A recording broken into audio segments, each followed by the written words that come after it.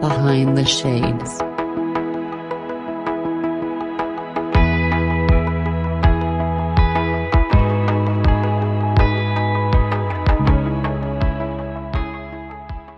One of the things that people ask me a lot is, Jeanell, what is one thing you can tell me? Like, what's one piece of advice you could give me?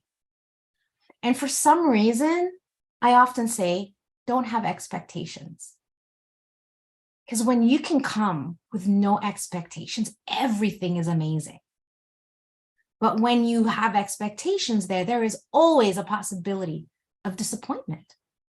And then that disappointment now leads to, I'm unloved, they don't love me, they don't care, when really it was just an expectation. And so one of the distinctions I love to, share with my clients is don't have expectations, have agreements, because agreements exist in communication.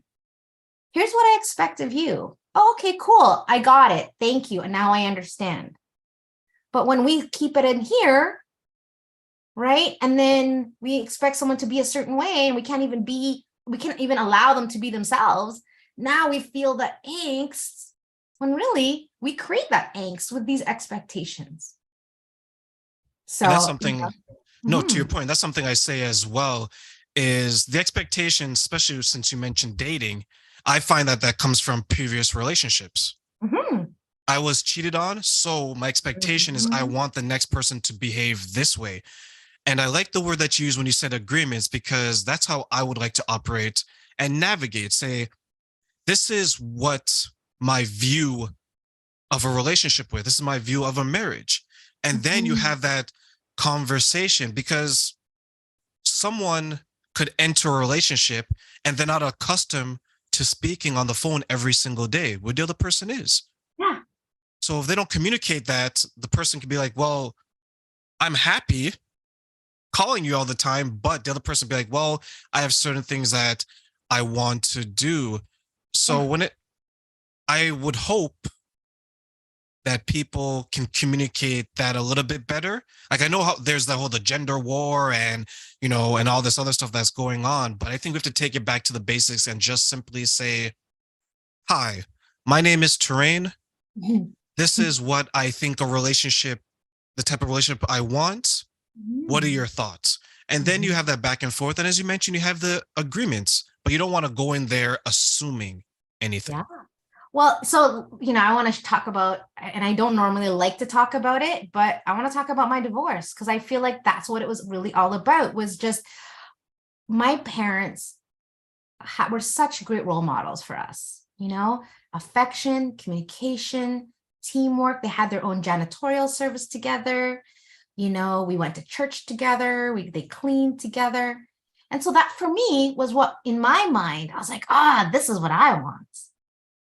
But then, it was interesting because, everything seemed to be okay while we were engaged.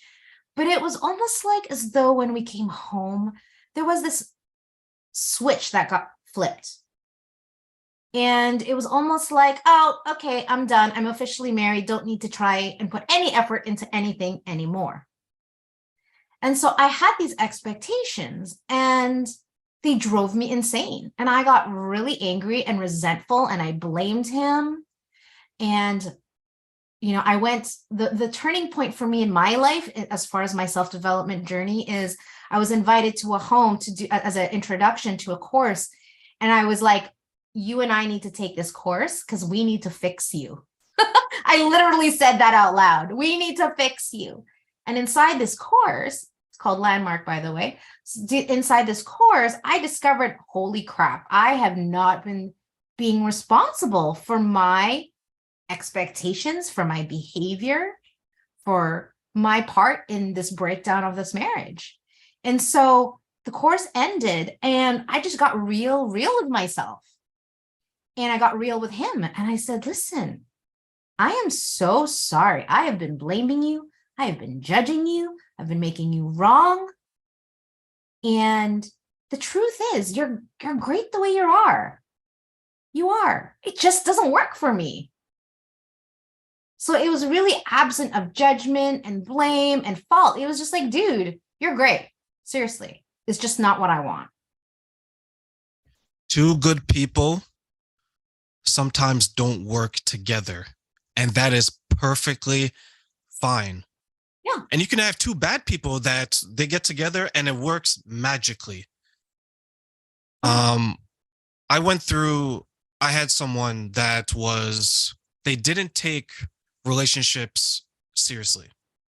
To them, it was just a thing, something to pass time.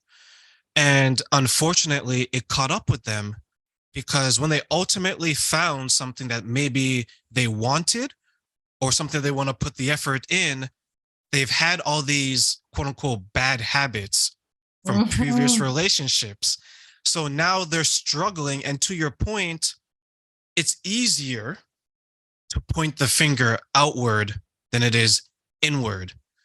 And for many of us, by the time we realize it, even though it's never too late, love has no expiry and there's no time limit on love. It's just, if you've been one way for 10 years, you can't undo 10 years of that behavior in one.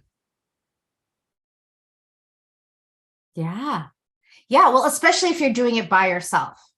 I think it's possible when you have an accountability partner, like a coach, to like hold your feet to the fire and keep reiterating. And because your old program is always going to keep bringing you back to your old way of being, like you said, and I think even thinking about my ex-husband, it was kind of like that. It was like, he wanted to be the kind of man that I wanted. He really did.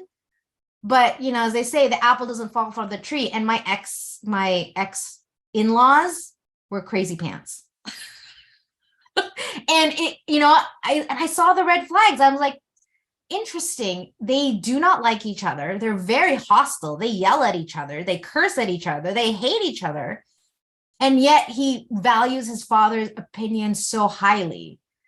And it would get in the way of our plans. Like, we around having kids, around buying a house, and he had to interject and give his opinion. And all of a sudden, what we had agreed upon is no longer valid because his dad thinks that we should do this. And so it was really messed up, and, to your point a few minutes ago, I think it's perfectly good. It's okay that two people that are good people can't make it work. I think that we just need to be careful of is, are we being responsible for what happened in that relationship? And I don't think people are. They say they do, and yet they aren't.